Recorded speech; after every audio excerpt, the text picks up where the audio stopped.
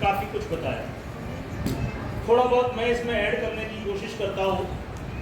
जैसा कि आप सभी को पता है कि यह किट आपकी 3 वर्ष से लेकर 11 वर्ष तक के बच्चे के लिए है, अर्थात आंगनबाड़ी प्लस आपकी 1 to 5 कक्षा।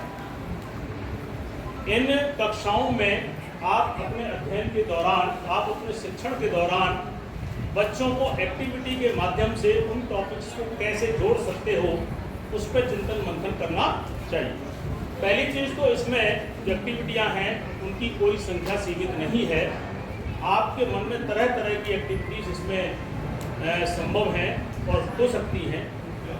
तो सबसे पहले मैं शुरुआत करता हूँ, जैसा कि मैंने आपको पहले ही बताया कि हम आंगनबाड़ी से लेके 1 to 5 की बात करते हैं।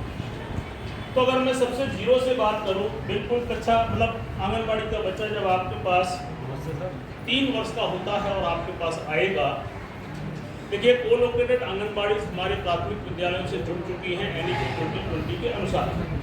तो सबसे पहले तो उस बच्चे के साथ आपका व्यवहार बहुत महत्वपूर्ण भूमिका निभाता है। बच्चा अपनी माँ की गोद से और छोटी सी एक परवरिश 2.5-3 साल की परवरिश के बाद वो आपके पास आ रहा है, और वो आपके पास आ रहा है शैक्षिक लर्निंग आउटकम्स को लेने के लिए। सामाजिक शिक्षा उसको समाज से मिलेगी, परिवार की शिक्षा उसे परिवार से मिलेगी, और शैक्षिक शिक्षा का दायित्व हमारा है। सबसे पहले बच्चा आपका बिल्कुल मैथमेटिकल 0 है। कहीं ना कहीं आपको उसके दिमाग में मैथ से संबंधित उसके अंदर माइंड को डेवलप करना है। मैथ पढ़ाना तो बहुत दूर की बात, मैथ पढ़ाने की तो बात हो ही नहीं थी। पहले वह बच्चा आपके मैथ्स को पढ़ने के लिए तैयार तो हो, और वो आपको उसके लिए मैथमेटिकल वातावरण तो बनाए। हम आपकी यहाँ ट्रेनिंग शुरू करने से पहले ट्रेनिंग का वातावरण तो सृजित होना चाहिए। अगर आपका वातावरण ही सृजित नहीं होगा तो ट्रेनिंग में निश्चित रूप से आप औपचारिकता या फिजिकली बैठे रहेंगे, लेकिन मेंटली कहीं ना कहीं आप उससे जुड़ नहीं पाएंगे। तो देखिए, सबसे पहले सबसे छोटा बच्चा है, वो सब कुछ उसके पास 0 है, छोटी मोटी तोतली भाषा वो सीख के आ रहा है। आपको शिक्षा से संबंधित सारे नए नए जो आपके टर्म्स हैं, जो नए नए नाम हैं, उस बच्चे को आपको इंट्रोड्यूस कराना। जब आपका 3 साल का बच्चा आ रहा है तो सबसे पहले तो आपके लिए चुनौती ये है कि उसको रंग भी पता नहीं है। सबसे पहला काम तो उसको इन रंगों से परिचय कराना है कि यह पीला है, नीला है।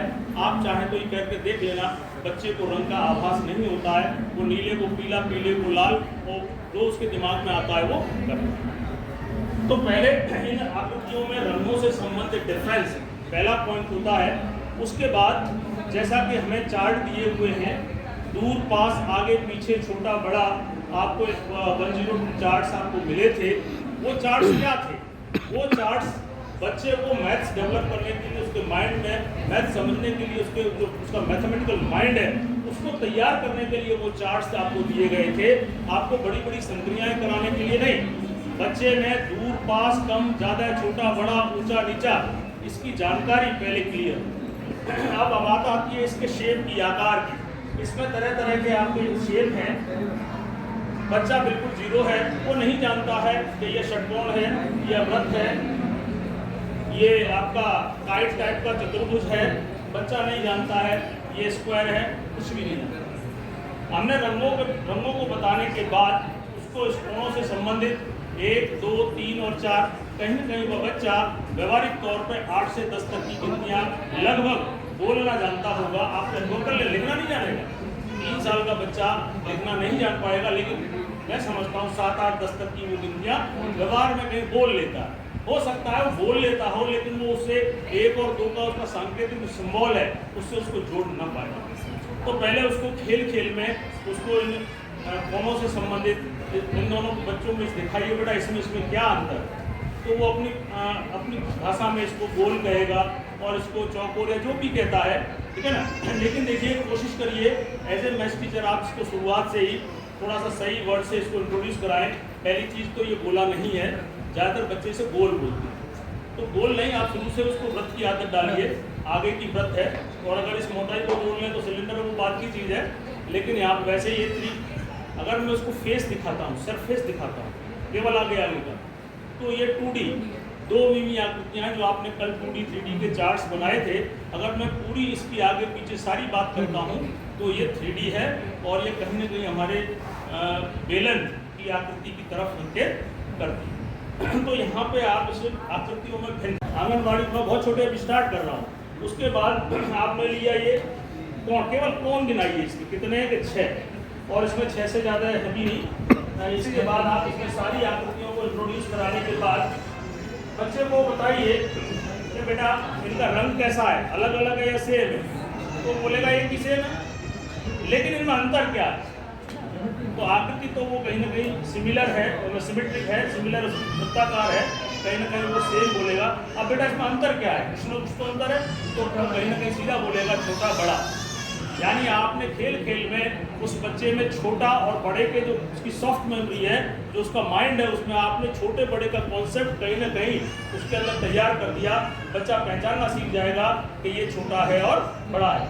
आप उदाहरण ऐसे लें जो स्पष्ट छोटे बड़े, मतलब ज़्यादा छोटे छोटे, इतने छोटे छोटे न लें आप, जिसमें बच्चा भ्रमित होता है। आप बहुत अच्छा उदाहरण लें कि इनमें क्या अंतर है, बच्चे को साफ तौर पे दिखे कि ये बहुत छोटा है और ये, अगर आप नियरली इक्वल छोटे बड़े लेंगे तो बच्चे भ्रमित होंगे। हाँ, हमारा उद्देश्य किसी भी प्रकार से बच्चे को भ्रमित करना नहीं। हमारा उद्देश्य है बच्चे को ऐसी आकृतियाँ दिखाई जाए वो सीधा सीधा कहे कि ये बड़ा है और ये छोटा है। तो यहाँ पे छोटे बड़े की बात हो गई, छोटे बड़े की हो गई, सेम कलर की बात हो गई। अब बच्चे से कहिए कि कोणों के हिसाब से, अगर कोणों की बात करें, कोणों के हिसाब से किस में सबसे ज़्यादा कोण है, कोने हैं या शीर्ष हैं, तो वो यहाँ पे भी 4 और 6 संख्याओं से कहीं ना कहीं 4 और 6 से रूबरू होगा। तो बोले इसमें ज़्यादा कोण है और इसमें छोटे लोग। अब आती है दूर और पास की। आप इन दोनों को इस तरीके से रखिए और इसमें थोड़ी सी दूरी रख दीजिए। आप उनसे कहिए कि बच्चों मेरे हाथ में 3 व्रत हैं, 2 व्रत छोटे छोटे हैं और 1 व्रत बड़ा है।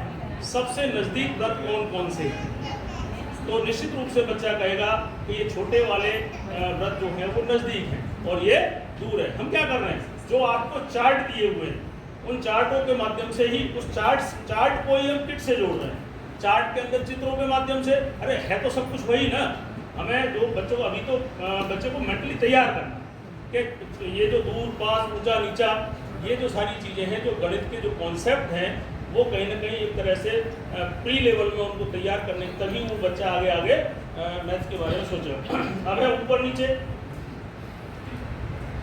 ठीक है।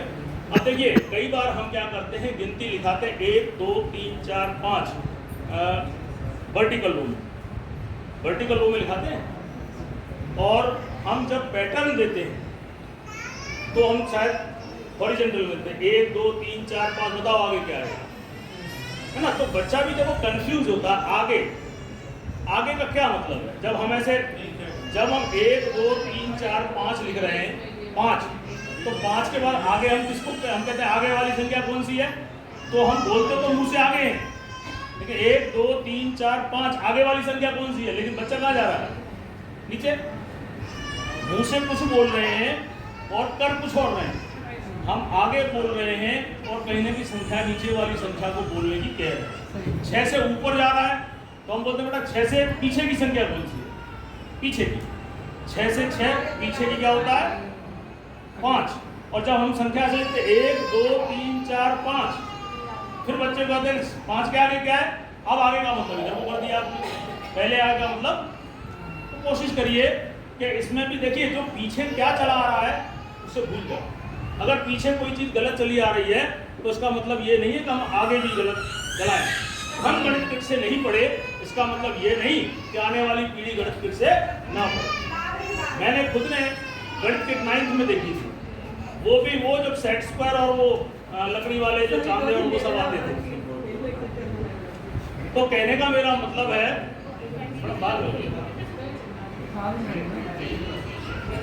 तो कहने का मतलब ये है, हाँ, तो कहने आज देखिए हम इतना आगे बढ़ गए कि आज हमारा आंगनवाड़ी का बच्चा या कक्षा 1 का बच्चा किट से पढ़ने की बात कर रहा। उसके बाद अब अगर हम थोड़े से आगे चलते हैं अब बात आती है कक्षा 1-2 की, 1-2-3 की ले लीजिए। अब वहाँ पे कहीं ना कहीं बच्चा आपका प्रिपरेटरी से थोड़ा सा समझदार होकर के कक्षा 1-2-3 यानी कि लगभग वो 100 तक की गिनती तक की बात करना सीख रहा। तो मैडम बाद में करना, आप या तो ले जाओ तो बढ़ाते जाइए। आपके पास 4 कलर हैं, एक और ले लीजिए। मान लो मैं नीला ले लेता हूँ, इस तरीके से ले लीजिए। ये आपको अपने बच्चे के साइकोलॉजी के ऊपर, बच्चे के जो मेंटल लेवल क्या है उसको देखकर करना है। भाई आप टीचर हो और उस बच्चे की भाई बाल विकास लोगों ने पढ़ा है, चाइल्ड साइकोलॉजी। आपके बच्चे को आपसे ज़्यादा कोई और नहीं जानता। अगर मेरा बच्चा 1-1, 2-2 के पैटर्न को कर पा रहा है, पैटर्न 3 कर दीजिए, है ना, पीला, लाल, नीला। बताओ बच्चों आगे क्या है? ठीक है। अब ये मैंने क्या किया, कलर से पैटर्न दिया। इसी से पैटर्न भी आप कई सारे बना सकते हो। अब मैं मान लो ये बदल देता हूँ, मैं एक ही कलर रख रहा हूँ, लेकिन इस बार क्या किया मैंने, आकृतियों में पैटर्न बना दिया। स्क्वायर और ये काइट, थोड़ा भ्रम वाली स्थिति होती है, 4 कोने 4 कोने। तो पहले ऐसी चीजें आप डालें, आप कोई और चीज ले लीजिए। ये ले लिया हमने, चतुर्भुज, षटभुज और वृत्त। अब देखो यहाँ में थोड़ा लाल लाल, इसको भी बदल लीजिए। पैटर्न ऐसा बनाओ जो बच्चा दुविधा महसूस न करे। जैसे अब मैंने बताया मैंने कि बच्चे के दिमाग में एक और आता है, 2 लाल हो गए, है ना। तो यहाँ पे मेरा पैटर्न बहुत ज़्यादा स्पष्ट है। लाल, अगर मैं केवल फिगर की बात करूँ, स्क्वायर, मतलब हेक्सागोन, षटकोण और ये सर्कल। बताओ बच्चों आकृति की दृष्टि से क्या है? तो स्क्वायर आप किसी भी से उठवाइए, आप किसी भी रंग का आप स्क्वायर को उठा लीजिए। अभी आप केवल आकृति से जोड़ा तो रंग को भी उठा लीजिए आप स्क्वायर। फिर थोड़ा और टिपिकल बनाइए बेटा। अब आपको आकृति को भी ध्यान रखना है और आपको फिगर फिगर को भी ध्यान रखना है और कलर को भी ध्यान रखना है। फिगर भी ध्यान रखनी है और कलर भी ध्यान रखना है। तो कलर की दृष्टि से इसके बाद क्या आएगा, रेड आएगा। फिगर कौन सी आएगी, स्क्वायर, यानी लाल स्क्वायर आपको उठा करके रखना। इस तरीके से आप तमाम आकृतियों को